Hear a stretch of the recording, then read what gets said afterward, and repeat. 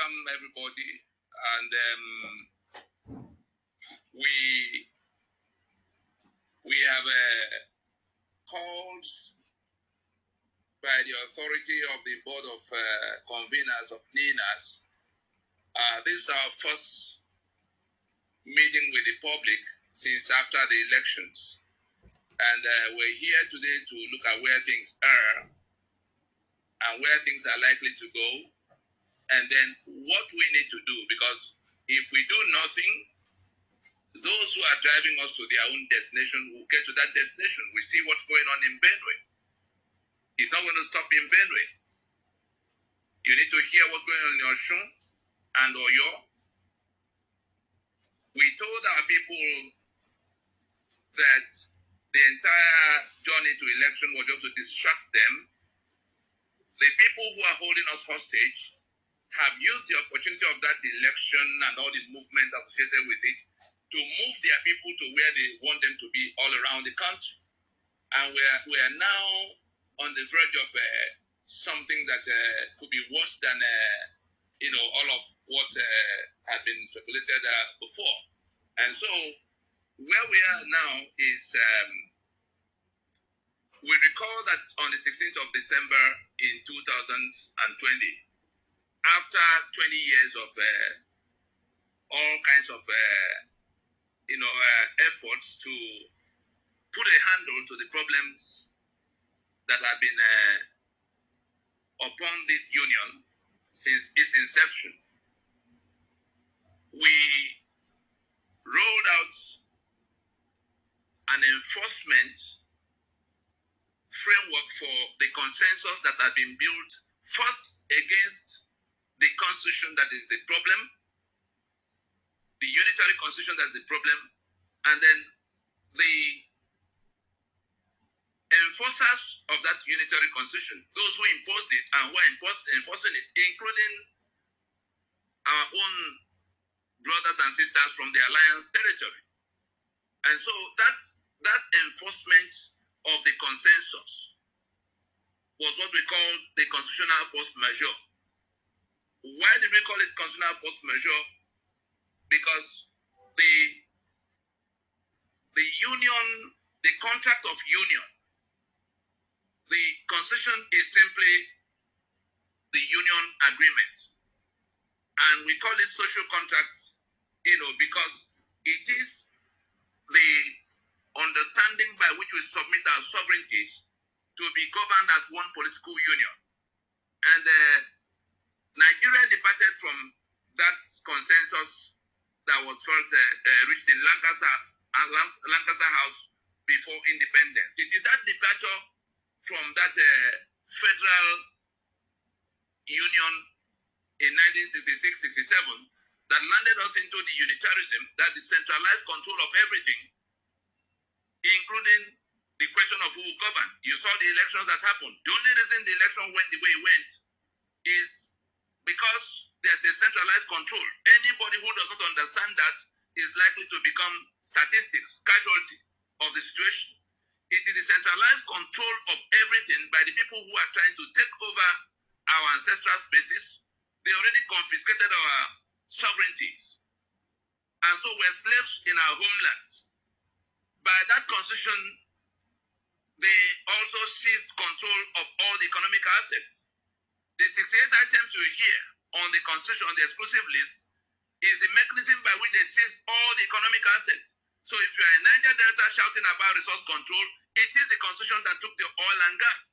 If you're in Benue being slaughtered, or Plateau being slaughtered, or in Southern Kaduna being slaughtered, it is that constitution that put all the guns in the hands of those who are killing you. It is that constitution that admits them into your space. The election that happened, the only reason we came out with the result we have now is that there is a centralized control of electoral machinery by an agency called INEC that sits in Abuja and is the one making out PVC for everybody, making out BVA for everybody, controlling logistics for everybody, countrywide. In a federation, it ought not to be so.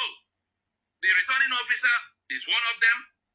The one who has to, all kinds of things, the collation, everything that has to do with the election, and they have a stake You cannot expect any outcome that is not the one they want from such an, from such an election, because it's like antelopes that are ganging up to go and defeat lions in a contest organized by lions. The Fulani are on an invasion, an ethnic cleansing agenda by which they want to take over the entire land, the entire sovereign space the world calls Nigeria. Anybody who is still being diplomatic around that clear and present danger, if we pretend we do not know that there's a Fulani agenda to take over the entirety of this space the world calls Nigeria, then that dishonesty, because it can only amount to dishonesty now, we've been shouting for 20 years that that's what's going on, even when they were not in power. That was why Buhari contested the election 4 times. And the moment he came in, we saw the Fulani herdsmen that came and what they began to do, pretending to be herdsmen, but they were just invaders, killing off people and taking over their lands. We saw when El-Rufai told us how he went to 16 countries to give them money as his response for the killings that were happening in his domain. We heard when the governor in Botched told us that it is that Nigeria belongs to, that the Fulani from everywhere, wherever they come, belongs to Nigeria, and that whatever Nigeria has will be made available to them as people who belong here. We saw when Buhari threw our borders open, and they began to pour in from everywhere. And we saw when the governors began to pass anti-open grazing laws, the kind of response that came from the Buhari. All the agencies of government that control arms, whether they're army or police or air force or navy or DSS, even prison, immigration, check and see. Make a map of Nigeria and see why all the controls are in the hands of these very people. The constitution we have now that tie us leg and hand, that sees all our economic assets, put all the guns in their hands, put the matter of controlling who wins power in terms of election in their hands, was imposed by them. In consequence of the war they imposed in 1967 with their British sponsors. In case there are people who are in the obedient movement present in this meeting, you saw what happened to P2B on the 7th of April in London Heathrow Airport. The British government was within 1 minute of locking P2B down in London. Whether somebody wants to understand it or not, the reality is that that detention notice that was handed to him did not spring up from immigration because he turned up at the airport. It was because somebody had determined that he will be locked down until they hand over power to whoever they have agreed with the Sokoto Caliphate to hand over power to. That's what is going on. We may decide to be naive about it, but if not for the spontaneous reaction of the Nigerians in that airport, you will have heard that P2B is being held on charges of duplicate identity. They may be in that investigation for 3 months, any length of time it will take them to make up their mind whether it is the P2B that had lived in London all this while that they have, or another P2B that will emerge from somewhere. And I can assure you that duplicate identity was created between the government of Nigeria and the government of the United Kingdom. I am not persuaded that the United Kingdom, in whose territory P2B has lived for this length of time and done business with this in this era of biometric identification. The man that went to Chatham House, the man that went to have a meeting with the British Prime Minister, the man that has been paying taxes in that territory, they no longer know him, who just won elections in which they played a central role in organizing the crime we saw on the 25th of February. We saw the British High Commissioner, Katrina Leon, hopping all over the place like a demon, going from house to house of APC people and all kinds of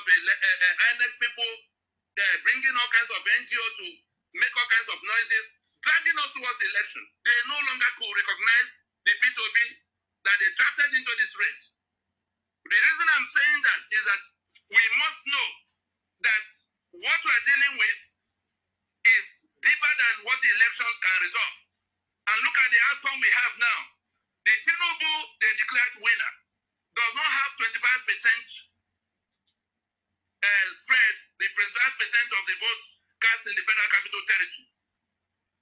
That mandate is constitutionally deficient. Deficient to the point where if they insist on installing Tinubu president, they would be inviting, they will be defying the Constitution. They will be defying the Constitution that we are tolerating with every reluctance, that we are barely managing to just tolerate for the sake of peace. We have rejected it, and we are working vigorously to the commissioning and dismantling of the Constitution. But we say, so that we don't land in Somalia, because we want to get rid of a Constitution that was an apartheid, let us have a transitioning, like South Africa did, to get itself out of the apartheid bind. And so, we are announcing to us, we are telling us now, NINAS is telling us now that that constitution will go down if they attempt to install somebody who does not satisfy the minimum requirements of that constitution, because they think they have the muscle to control what will happen. It's not because Yakubu Muhammad, whoever was his name, that is INEC chairman, it's not because he does not know that that's what the constitution says. It's not because he does not know that Tinubu does not meet that requirement. But he was eager to announce the result and point people to go to court. Who is in the court? What has the court been doing in all of what has been going on in the country? Who is heading that court? From which part? So they are in control of what will happen every step of the way. The only chance we have to get ahead of this clear and present danger, we have been encircled by people who are determined to kill and to take the land. The only chance we have is to join hands and take down that constitution. What do we need to take down that constitution? We only need to declare whether we were in support of APC or PDP or Labour Party, as long as we are from the parts, as long as we are indigenous nationalities in Nigeria, particularly from the parts, the South and the Middle Belt. What we need to do now is to declare to the whole world that the constitution of Nigeria is reason we are being slaughtered, is reason we are being impoverished, is reason we are being expropriated, is reason we are running out of our country, and therefore we must now suspend everything else and solve that problem, solve that constitutional anomaly. We cannot build on that foundation. We cannot build on that foundation any further. Any other thing we do is going to play into the hands of this enemy.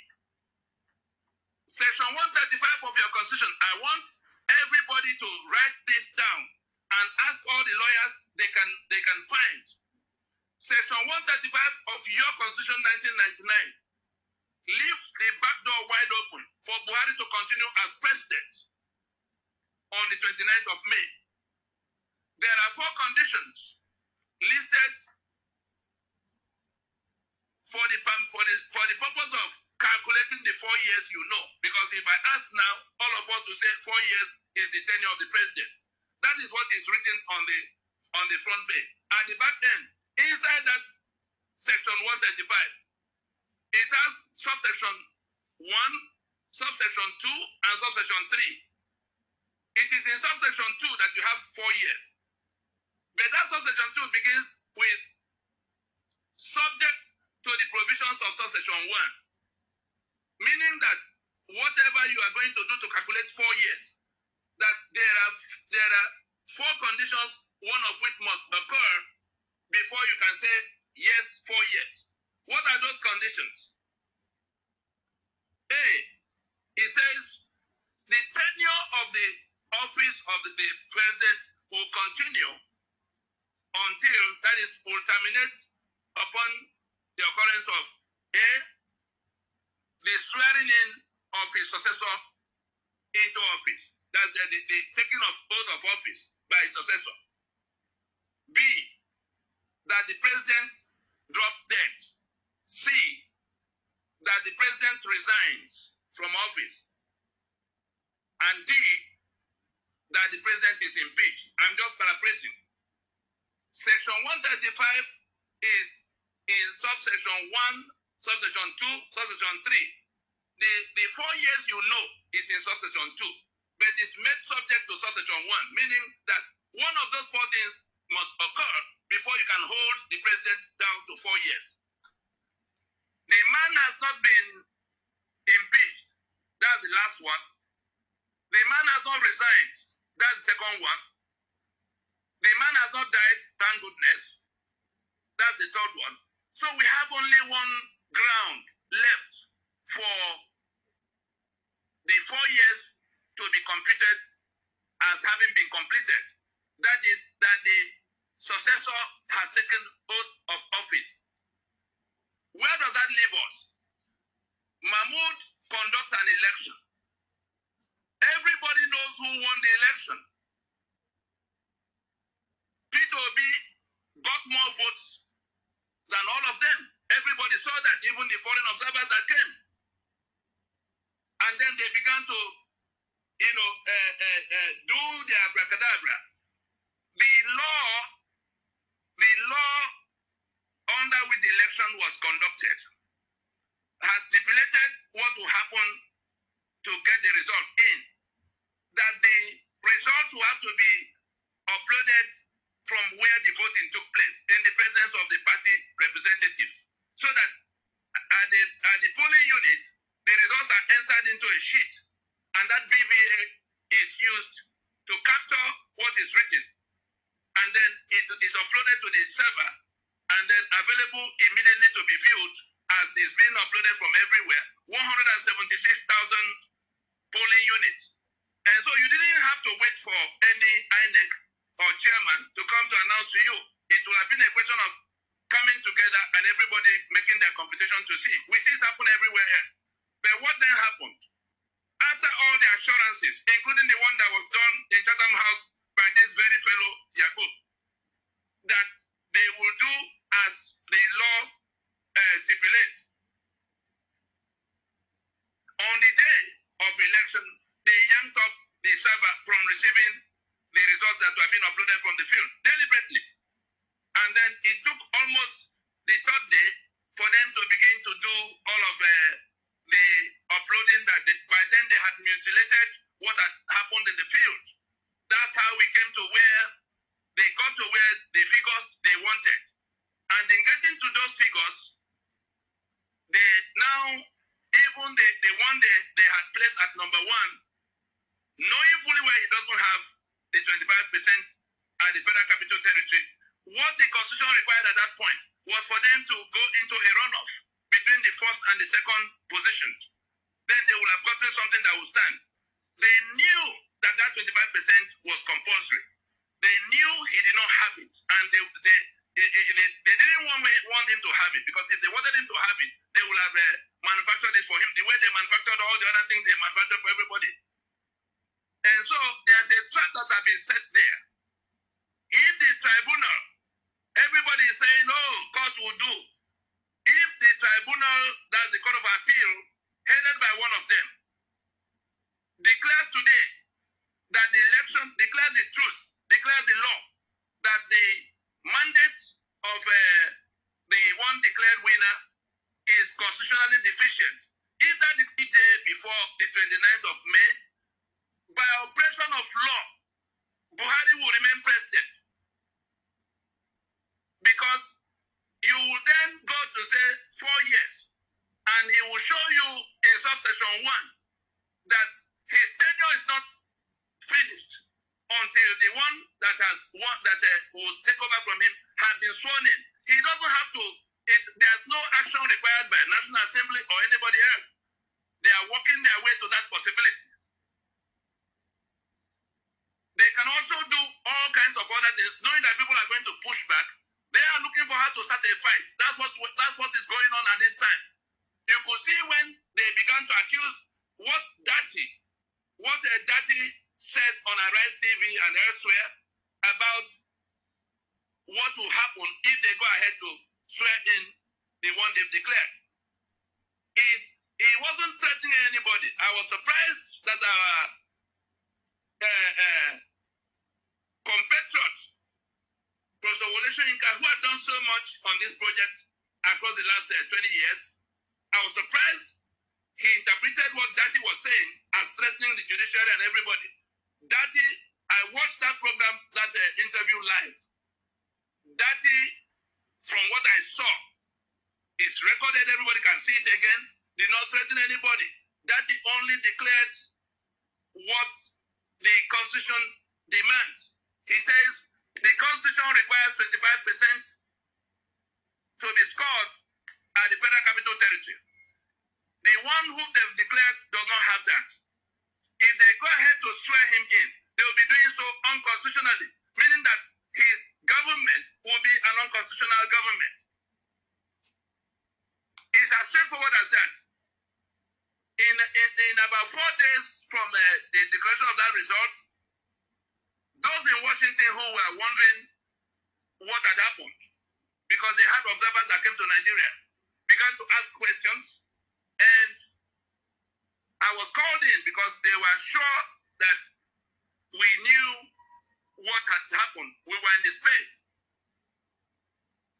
What I told them there, those who will make decisions in Washington, is that the Constitution requires for one to be declared winner or president-elect that you score 25% in 2/3 of the states, meaning 24 states, and the Federal Capital Territory.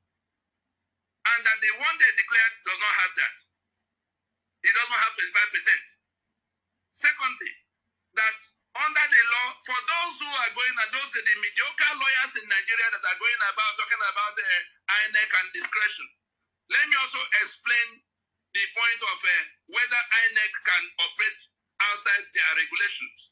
If any regulations are made pursuant to any law for something that has to be done, those regulations immediately acquire the status of law.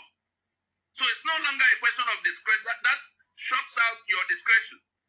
If INEC is mandated by law to conduct elections, and there is an electoral act that says this is how it has to be done, and pursuant to that electoral act of 2022, INEC has gone ahead to make out regulations. Yes, it is their regulations, but those regulations were made pursuant to the Electoral Act, and therefore has acquired the status of that Electoral Act, so that if INEC operates outside what is in those regulations, it is like conducting election outside that act. That's at law. Anybody who tells you any other thing, tell him that Tony Nadi said he's a criminal, if he's a lawyer saying so. So INEC does not have the discretion to change the goalposts in the middle of the match. INEC was required to transmit the results from the place of voting. These results that have been transmitted almost 72 hours after the voting took place have been conducted outside that law, and it was deliberate.